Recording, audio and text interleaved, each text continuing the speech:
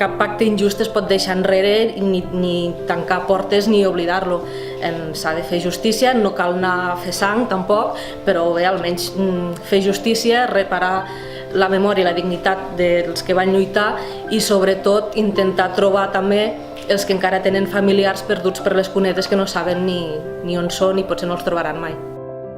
El document aquest és un document individualitzat que es fa a les persones o als familiars de les persones que han sofert, van sofrir un consell de guerra, un judici militar a causa de les seves idees polítiques, de la seva ideologia i de les seves creences. El pare del meu pare sé que va ser el secretari del comitè local del POUM i clar, doncs, suposo, i a més també el va denunciar un cosí seu del poble, aquelles històries que passaven abans.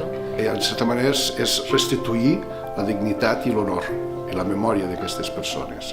Per tot el que van lluitar i patir i van perdre. Del reconeixement d'una injustícia que en el seu moment van ocasionar uns tribunals il·legítims i il·legals. Seguríssima que estaria enormement orgullós i feliç, perquè jo recordo quan ens explicava historietes, que no les recordo, però recordo que ens explicava historietes a l'hort a les tardes i ens explicava amb detalls, amb la voluntat, entenc, de que sapiguéssim la història que havia passat ell i que no l'oblidéssim.